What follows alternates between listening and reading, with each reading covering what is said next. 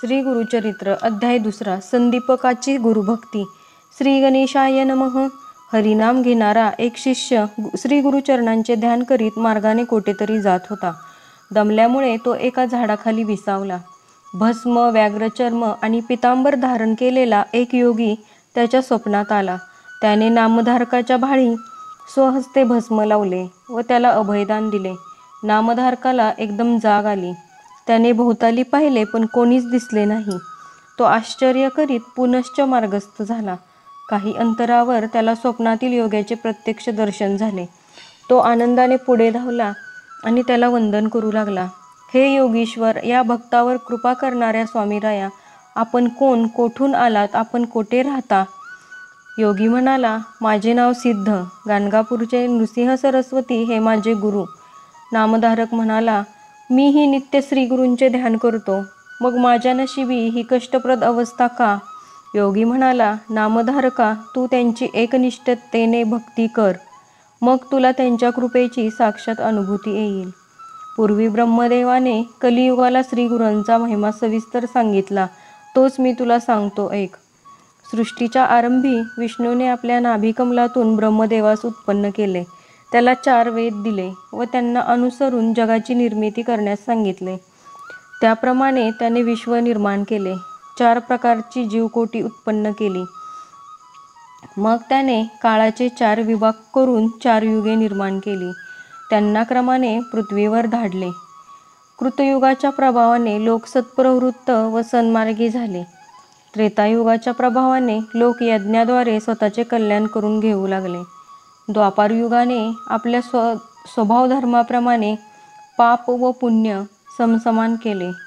त्यानंतर ब्रह्मदेवाने कलियुगाला बोलावून घेतले। ते वृद्ध आणि वैराग्यशून्य होते। कलह आणि द्वेष यांना बरोबर घेऊनच ते आले होते। त्याने उजव्या हाताने स्वतःची जीभ व डाव्या हाताने शिश्न धरले होते।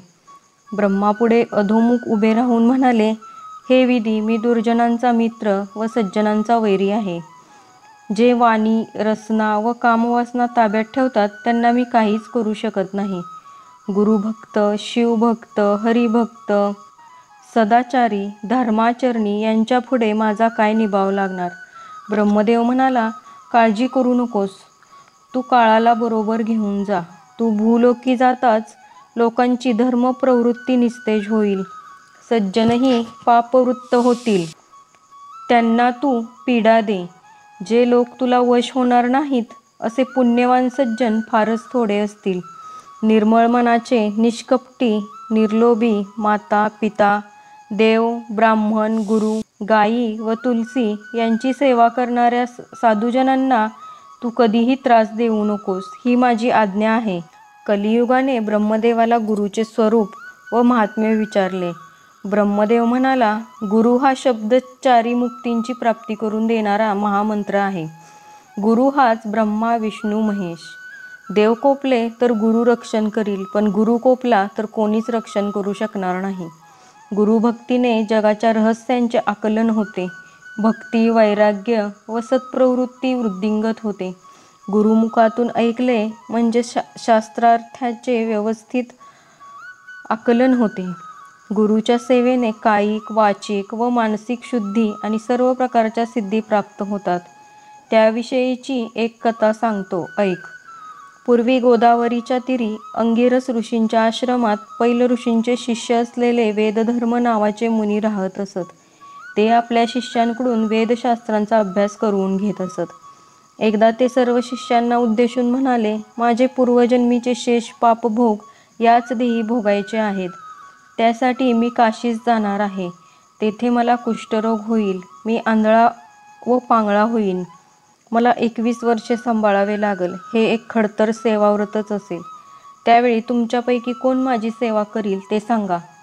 ते ऐकून संदीपक नावाच्या शिष्याने, मी तुमची सेवा करीन, तुम्ही अनुमती दिलीत तर तुमचे सर्व पापभोग मी स्वतः भोगीन, असे सांगितले।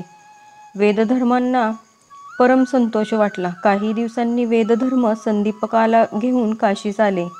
तेथे त्यांना कुष्ठरोग झाला। त्या दुःखाने त्यांचा पूर्व स्वभाव बदलून ते हट्टी, चिडखोर, उर्मट, क्रूर व शिवराळ झाले। अनंत हाल अपेष्टा सोसून संदीपक गुरुसेवेत तत्पर राहिला.